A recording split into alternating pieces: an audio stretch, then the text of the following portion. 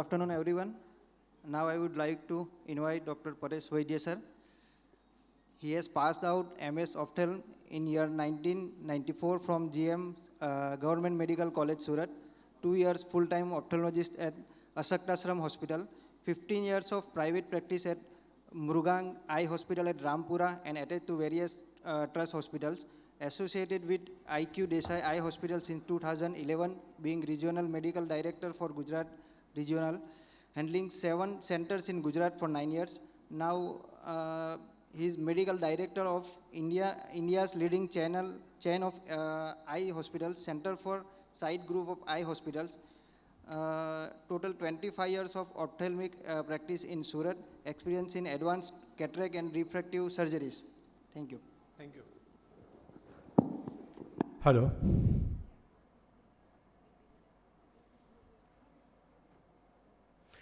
So, good afternoon, friends.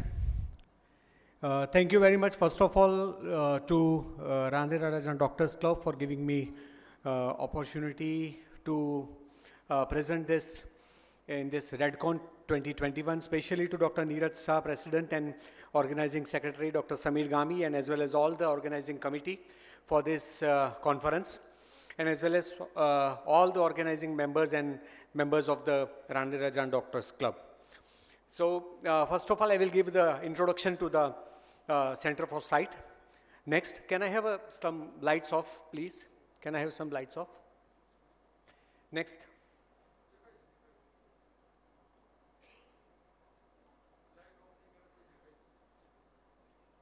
Sir, light off करवा પછી છે ને વિડિયોગ્રાફીમાં મજા ઓછી આવશે, રિઝલ્ટ ઓછું મળશે. Okay. Thank you. So, it's a Center for Sight has a peculiar say to all of you that it's always tell you namaste to all of you. It's not a good morning or a good evening. It's always say namaste to all of you. Next. It's a Mahindra collaboration, as you say, that its main office is in Dwarka and head office is 90,000 square feet. It's super specialty eye hospital which is situated, which is the leading eye hospital network in all over India. As you can see that just after 7 days, this Center for Sight is celebrating 25 years. That's a silver jubilee across 25 cities and 11 states in all over India. The brand values, it can be said that it's to be the hope in your eyes for a clear vision, to provide the world-class eye care experience by combining the latest technology with expert human endeavor. Always it has been said, and brand values it says in brand pillars that always associated with talent, technology and trust. But the main logo is that your eyes deserves the best. And it has been visionary leadership of Professor Dr. Mahipal Sachdev, who is Padma Shri, an experienced and trusted team under Dr. Paresh Vaidya for Surat chapter, supported by experienced management and Marquee Broad, technology and clinical expertise by largest base for advanced eye care technology, and CFS offers comprehensive end-to-end super specialty ophthalmology services. You can see that specialty services which has been given, like all smile technology, cataract services, as well as all the specialty related to cornea, retina and glaucoma, as well as all related to squint, as well as all ophthalmology related to neuro-ophthalmology.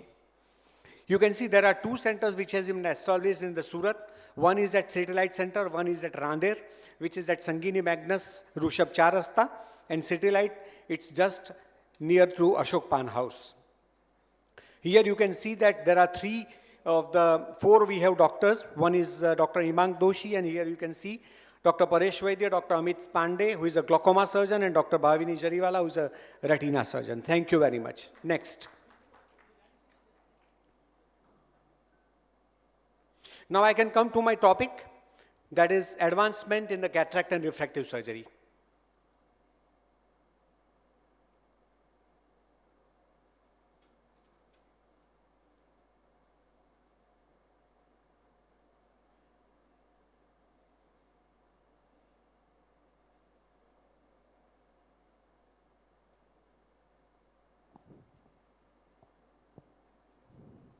Yeah. So here I can say you, this is the evolution of the cataract surgery, which has been started from the intracapsular cataract surgery, where there is an incision of 12 millimeter, which has been posted on the eye. Then it has come to the extracapsular cataract surgery, where the incision was 12 millimeter with the sutures. Then there is the manual SICS, where the incision was 6 millimeter, but with one suture or maybe no sutures. And then there is the standard FICO technique, where there is an incision of may around 2.5 or 2 millimeter or 3 millimeter. When there is a standard FICO surgery, after that it has come to the MICS, micro incision cataract surgery, where the incision size is about 1.8 to 2 millimeter surgery. But now it has the era of a FEMTO cataract surgery, where you can see that in February 2010, the era has started with the FEMTO assisted cataract surgery, where there is a different laser which has been used, and that is the FEMTO laser. In February 2010, Stephen Stead has used that FEMTO laser, and it has been evaluated from November 2010 and 2011 in March. But in 2011, December 2011, where there is a CATALYS system from the AMO Johnson & Johnson, it has been established. And in July 2012 and up to 2015, about 10 lakh surgeries has been done in world over. So you can guess that about 2021, we are in the 2021, that how many surgeries of the FEMTO cataract surgeries that has been done. Now you can see that I will show you the live video of the surgery, how it has been performed. This is the machine which we are using in the Center for Sight at our City Light Center. This is a CATALYS machine in which we do a FEMTO laser cataract surgery. This is the Optimedica machine, which is from the Johnson & Johnson AMO. It is the highly precise machine. You can see that you can plan, you can engage, you can visualize, and you can customize patient's eye where you can treat, and you can absolutely customize treatment according to the patient's eye. Here you can see that you can customize the rhexis part. You can customize according to the gradation of the cataract of the patient. You can customize according to the depth of the cataracts, according to the anterior part, according to the posterior part. And here you can see that according to the grade of the cataract, you can also maximize the energy also. Just in the video, you can see that machine absolutely calculates the anterior part as well as the posterior part of the lens and delivers the energy. So it is so precise that it will deliver and it will emulsify the cataract, and it will break the cataract into the multiple pieces. Say, for example, if you want to pieces into the 4 parts, into 6 parts, into the 8 parts, and the rhexis part, it means you can see here it is showing that horizontally as well as vertically, it will divide cataract into the precise segments. So the cataract is divided into so precisely parts. The removal of the cataract is so easy for the surgeon that harder cataracts like black cataracts or the brown cataracts, it can be removed very easily. You can see the rhexis part. Why this rhexis part is important? Because now it's an era of the multifocal lenses and trifocal lenses. So whenever you put these lenses, the rhexis part is very important because for the centration of the lens. So when the centration is perfect, you can give the optimum result to the patient. So this is the main part where we are operating on the system to give best optimum result to the patient, and this is the system where we operate. So now we are coming to the next part, and that is evolution of the refractive surgery. You have come across a lot of patients, those who have been done in the radial keratotomy. In 1970s, it was the era of the radial keratotomy, but now when we are entering into the decade of 2020, it's the era of femtolasic surgery, as well as it's the era of a smile surgery. Here you can see that it's a smile surgery, relax smile, which has been done. This is one more step ahead than LASIK surgery. In LASIK surgery, you always know that there is a flap which has been made, and there is a cut of the cornea which has been done. So whenever the cut is done, the flap is created, and when the cut is done on the cornea, the more part of the cornea is cut. So the regeneration of the cornea is done, and when the cut is done, the corneal nerves are cut. So postoperative or post-LASIK dry eye is very much more in LASIK. So this is the system which is the relax smile which we are having, in which you can see that very small incision of 2 or 3 millimeter is created on the eye, and very small part of the lenticule is removed from the eye. You can see here that lenticule will be removed from the very small incision of 2 to 3 millimeter.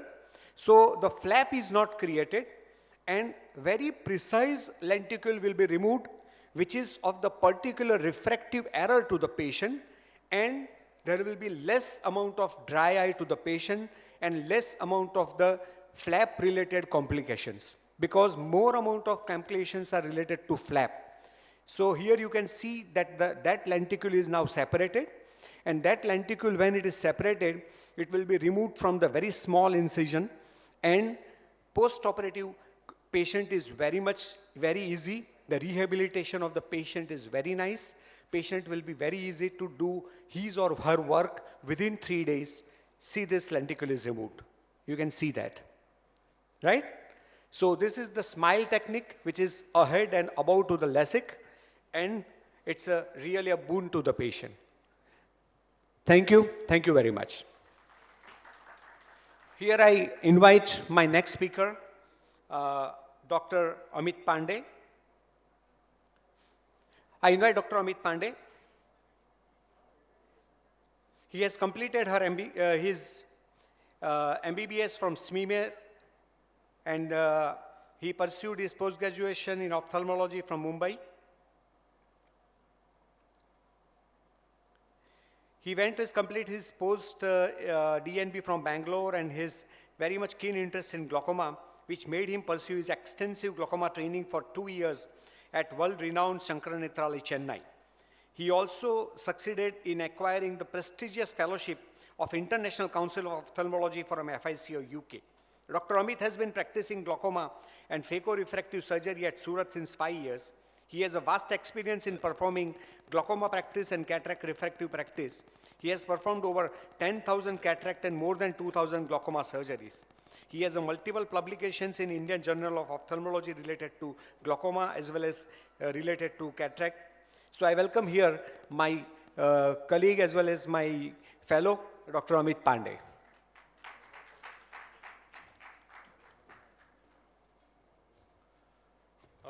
Good afternoon, everyone. I thank RADC for this opportunity. Can I have the slides? Yeah. So I'll be giving a short, brief overview of glaucoma, what are the risk factors involved, and what are the management protocols that we follow. Glaucoma, I'll be covering the topic under these subheadings. The risk factors that are involved with glaucoma are high IOP, as most of you know, but not all high IOPs are glaucoma, and not all low IOPs don't have glaucoma. That one needs to understand. The other risk factors involved are family history of glaucoma. It's a very important risk factor. Age more than 40 years, usually after 40 glaucoma starts, but there are some types of developmental and juvenile onset glaucomas also. Thin central corneal thickness is another important risk factors.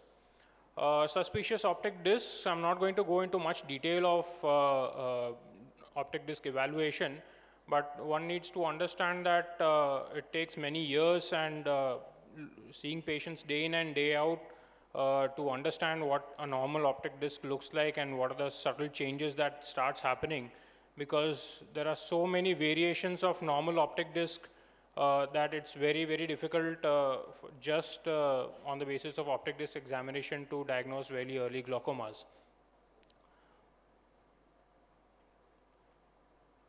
The other potential risk factors which are more relevant to this audience are high myopia, diabetes and hypertension. Patients with these systemic disorders are at a greater risk of developing glaucoma.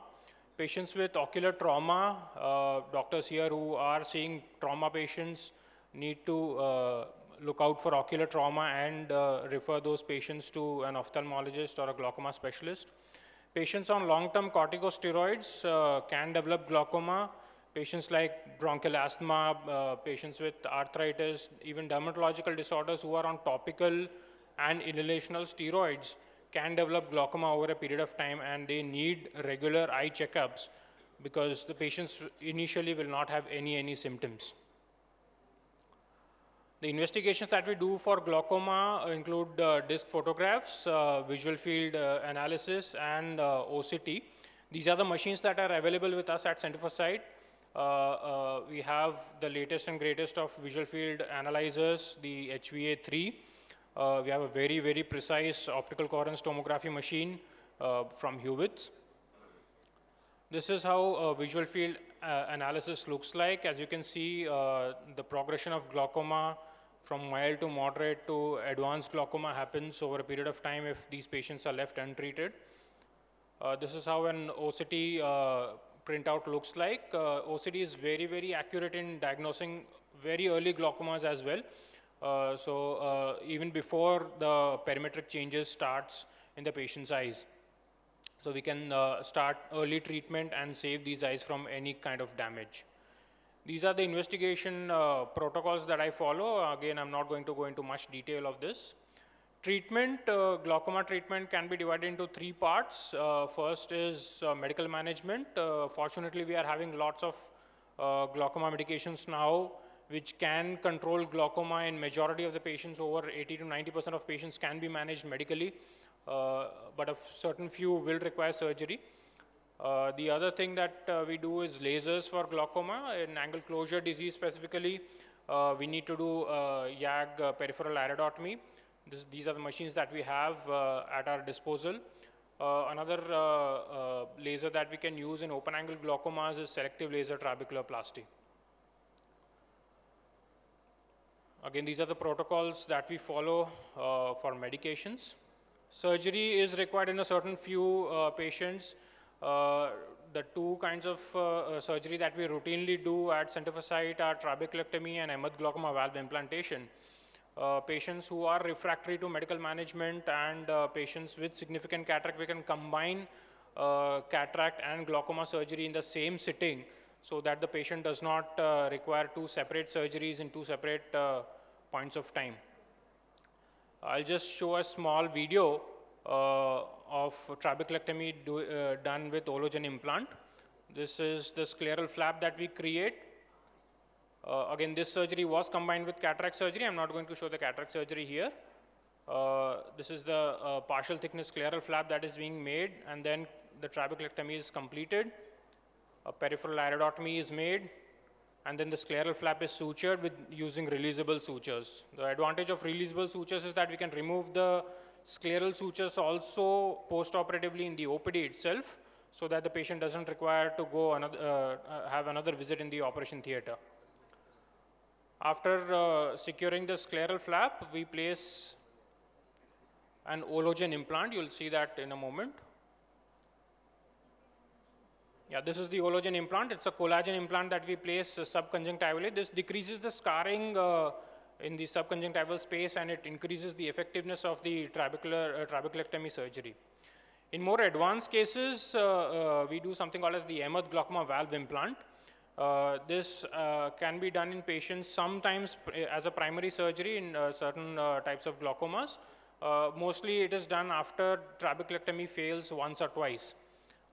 This is the AHMED glaucoma valve implant. The central housing that you see is the valve mechanism there. It is placed in the posterior part of the eye, and the tube is inserted in the anterior chamber. The aqueous from the anterior chamber is then drained in the posterior part of the eye because the anterior part of the eye is scarred off in these patients. The tube is secured using, first it is inserted through a 24 gauge needle tract and then secured with non-absorbable sutures. This is the insertion of the tube in the anterior chamber and then securing it with non-absorbable sutures. We then use fibrin glue to decrease the number of sutures, and then place a scleral patch graft over the tube to prevent any exposure.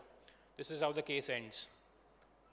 So a lot of treatment options are available for glaucoma, and awareness. Incidentally, from today, World Glaucoma Awareness Week is started all over the world from 7th to 14th, and it's an honor for me to present this awareness kind of a presentation for such a esteemed audience. Thank you.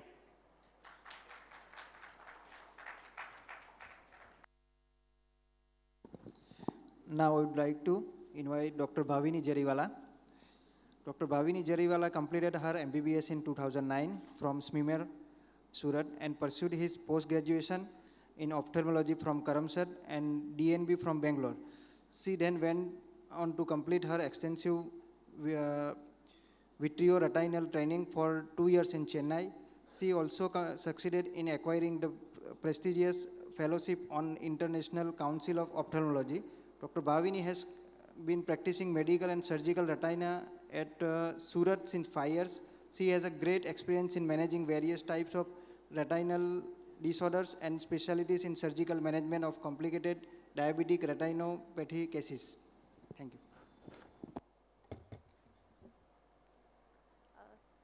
Thank you for the introduction. Good afternoon, everyone. I would like to thank first of all to RADC for giving us this opportunity. So I'm just going to give the overview of the most common topic, diabetic retinopathy, which is of great interest.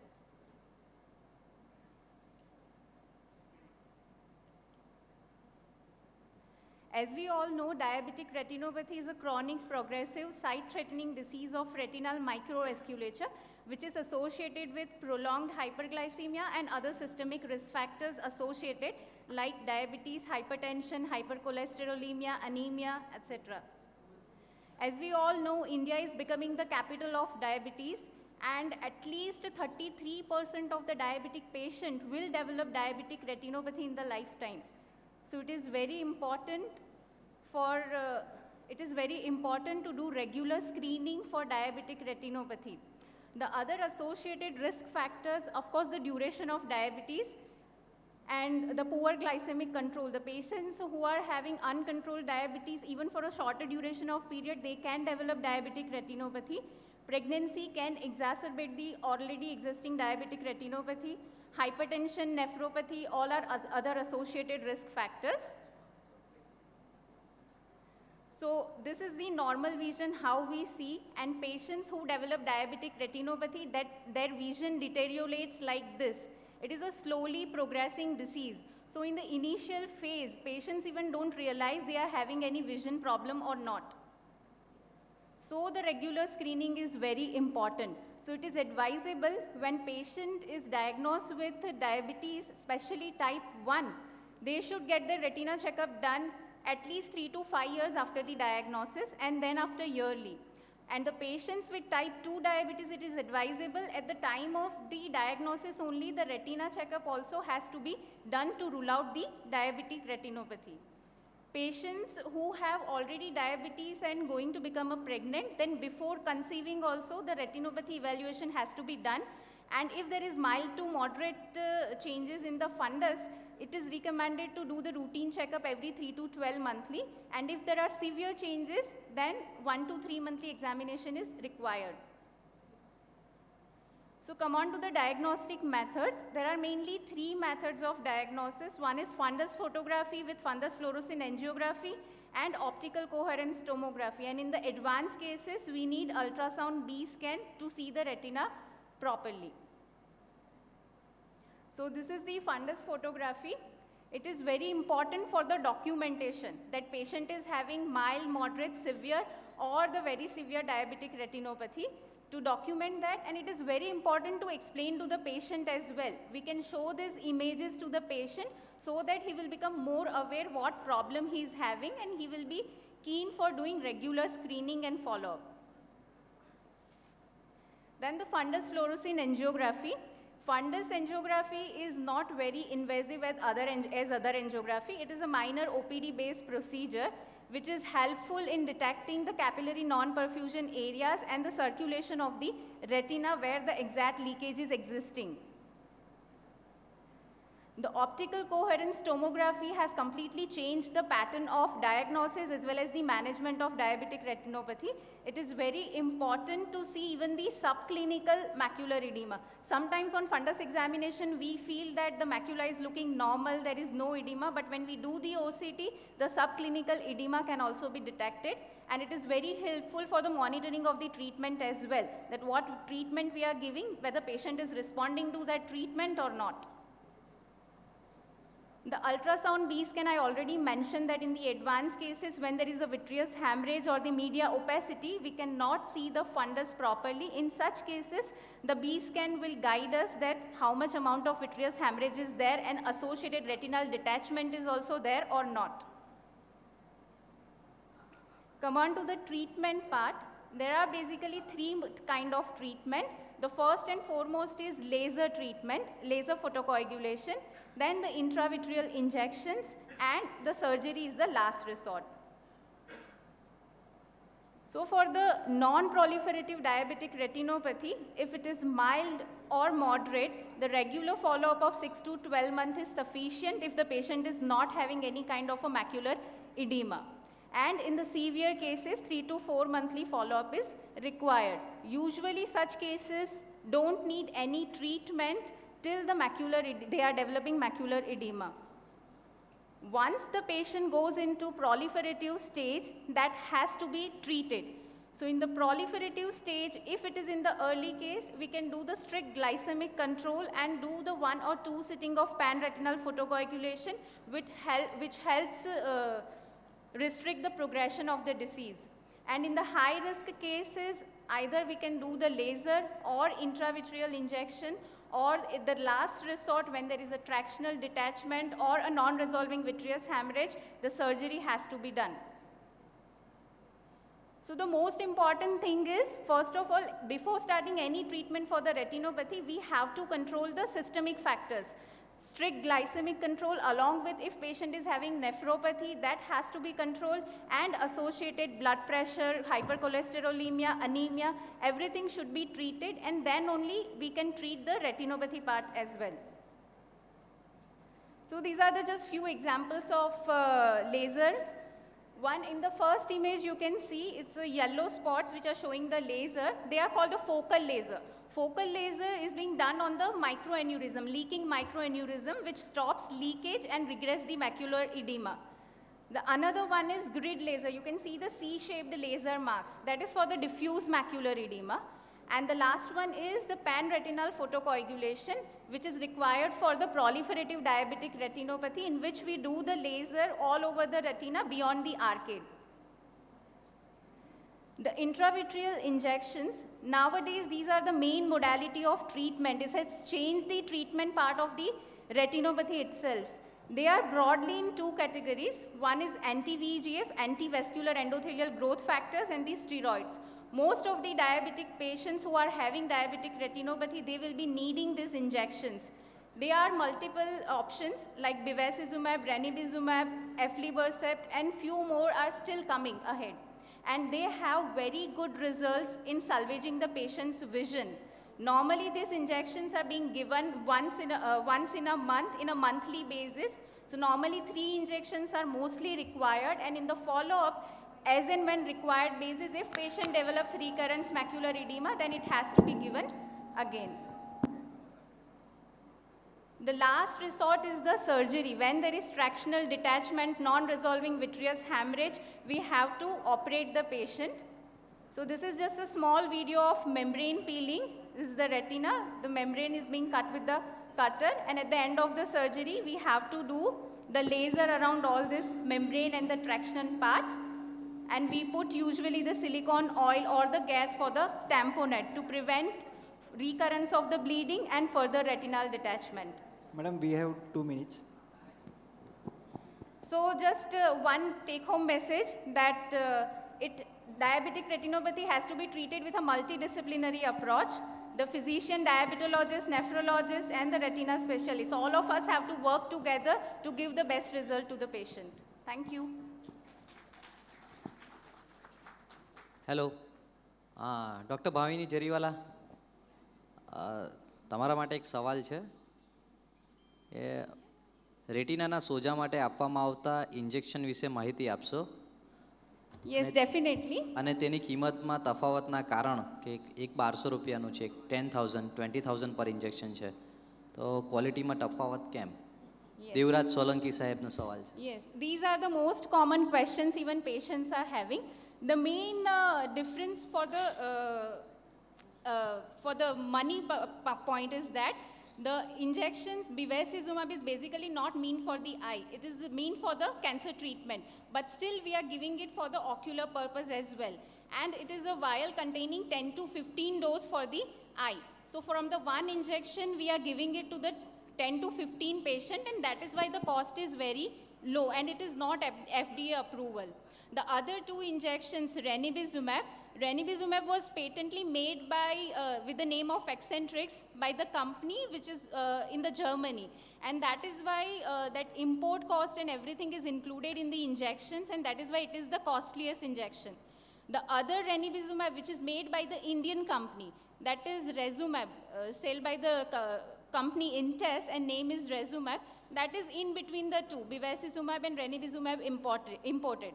And this ranibizumab injections are coming as a single dose vial, and that is why they are costlier than the bevacizumab treatment. The others are Eylea, which is the costliest, around 60,000, 65,000. That drug has the different mechanism of action and it remains inside the eye for 2 to 2.5 months. Other injections are for monthly dosing. It is for 2 monthly dosing. So these are the various qualities which which gives the difference about the amount. But effectivity wise, if we compare, of course the Eccentrix has the best result till now. But other injections are also working very nice, and all the injections have their own studies and everything which is proving. So all the injections are effective. The only thing, Avastin is being banned. Bevacizumab is being banned slowly because it was not mean for the eye, and in between lots of endophthalmitis was developed with such injections. And that is why its cost is also low, and the effectivity wise also it is bit on a lower side. Madam, I have also a question. Yeah. In ophthalmologist, in opthal, are you using gelatin, absorbable gelatin film, gel film? It is made by Pfizer company. Yeah, few people are using it. Till now, no lots of results have been found. And I want to use in my ENT practice, so I am asking, where can I get it? I can give you the contact number. Okay, okay, madam. Thank you. Yeah. Thank you.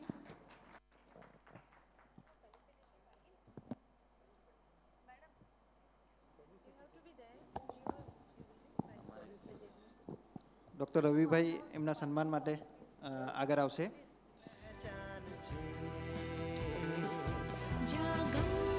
Team CFS stage પર આવી જાઓ, પણ time થઈ ગયો. હા, પણ sir એ તો હું ના કહી શકું કારણ કે ટાઈમ બાઉન્ડિંગ છે, કારણ કે ઓલરેડી ઇટ ઇઝ 11:50. તમારું પૂછી જવું પડે કમિટીમાં.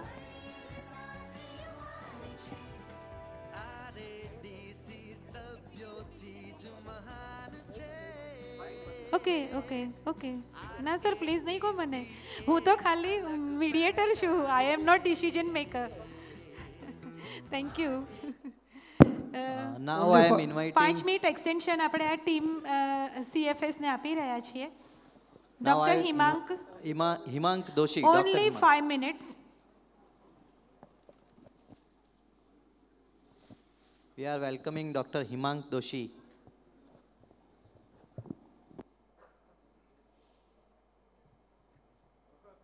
Be fast.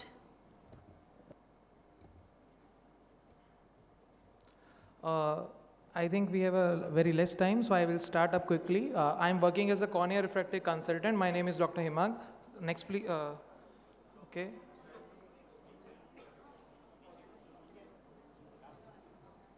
Okay, starting with the layers of cornea, there are 5 layers of cornea. Starting anteriorly, it is epithelium, then is the Bowman's, then is the stroma, then is the desmids, then is the endothelium. Just to know the importance of anatomy is because if we divide the cornea into 5 layers, then we can understand what are the different ways in which we are transplanting cornea. Okay, so what is keratoplasty? It is basically excision or removal of the host disease cornea, and it is getting replaced by a healthy donor cornea which we get after eye donations. What are the indications of keratoplasty? It can be broadly classified into 4 indications. First is optical. Optical, when I do or a surgeon do a surgery to restore the vision of the patient.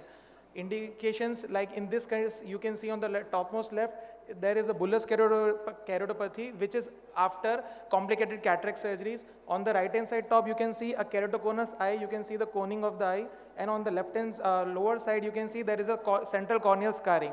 In all these cases, the patient cannot see because his visual axis is not clear. So in this case, we'll do a optical keratoplasty. Second is the tectonic keratoplasty. See these eyes, the eyes is perforated. There is a perforated corneal ulcer. The iris tissue behind the cornea is getting outside the eye. Such eye also don't work, so we have to transplant the cornea in order to restore the integrity of the eye. Third indication is the therapeutic indication. It itself says that when there is an infection in cornea, such as this, there is exudation in the cornea, there is pus in the cornea, which is unresponsive to medical management. In such cases also, we do a transplant. Now, some indications about what is the donor tissue. All age group can give the eye donation except infants because of the elasticity. They have more not used. These are the methods by which we are collecting the transplanted cornea. On the left hand side, you can see the moist chamber which we collect from the deceased individual. On the right hand side, this is the transport media in which we again use only the corneal part, which can be transferred from one city to another city for a duration of 3 to 4 days. So it's a kind of nutritive media. If I collect a cornea in Surat and I want to do a keratoplasty in Bangalore, I can transport it in this media. Okay, now what is penetrating keratoplasty? It is the most common form of keratoplasty in where the full thickness of the cornea, what I have told you, the 5 layers of cornea of the patient are replaced by the 5 layers of donor corneal tissue. Okay, we'll just go through a small video which will show you. This is Dr. Christopher. I have taken his video because it is very nicely presented. You can see the cornea is diseased in the patient. We are marking it.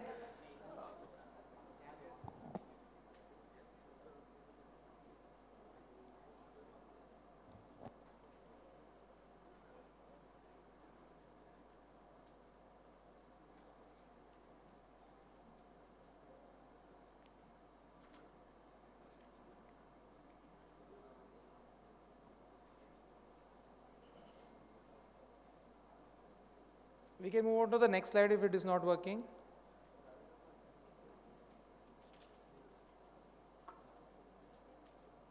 Okay, so this is one of the case which I am presenting. This is a pre-op picture. You can see on the left hand side, there is a corneal perforation. The iris tissue is coming out. On the right hand side, I have performed a surgery. You can see it is a clear corneal graft along with 16 interrupted sutures, and the patient after the surgery, he or she can see very well. Now, what is the post-op management? Only 4 things.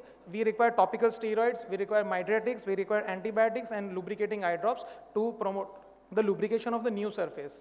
Most common complication or the complication which we are threatened of is corneal graft rejection. As in any case of transplant, whether you transplant a kidney or a liver, again cornea is also a tissue. So this is the most dreaded complication which we are worried about.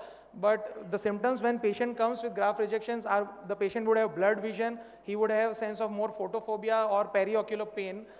The treatment line, again, the mainstay reliance on the steroids. So the goal is we have to administer steroids through every route whichever it is possible. So topically we start on 1 hourly. We also give methylprednisolone. Also we give oral steroids.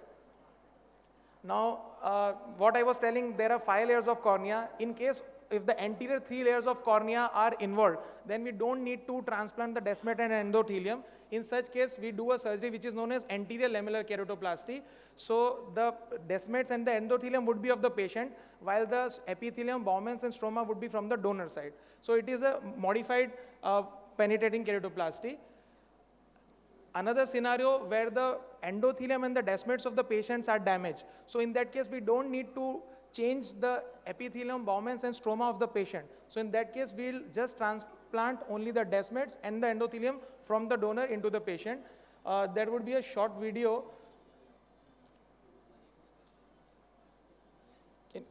Okay.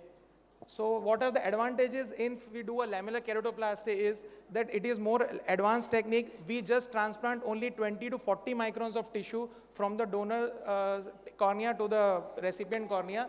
Visual rehabilitation is very good as compared to normal keratoplasties. The only limitation is it has a very steep learning curve for the surgeons. Lastly, corneal keratoplasties can also be combined with other ocular surgeries, such as on the left hand side you can see the patient is having corneal scarring. He or she cannot see, along with she has glaucoma. On the right hand side we have done a keratoplasty and along with the glaucoma shunt device. Similarly, we can also combine keratoplasty with a retinal surgery. On the first step you can see there is a corneal scarring. In the second stage, what I have done is I have put a plastic cornea, keratoprosthesis, temporary keratoprosthesis. After that keratoprosthesis, the retinal surgeon, he or she has done the posterior segment vitrectomy, retinal arrangement, and after that I have removed. In the third step, you can see there is a normal, that plastic cornea of the prosthesis has been removed, and again the normal corneal tissue from the donor has been transplanted. So again, keratoplasties can be combined with various other modalities and surgeries of the ophthalmology. Actually, so it's a boon for the patients. Those who cannot see, of course we say that we need to increase the awareness about eye donation, and if there are good indications, if there are good surgical platforms, good surgical facilities, I think we can give good patients to vision who have lost hopes also. Thank you. Now I would like to invite Dr. Paresh sir and his team for felicitation. Dr. Ravi bhai, please come forward. Knowledge has power to control access to opportunity and achievement. Team CFF, CFC, CFS.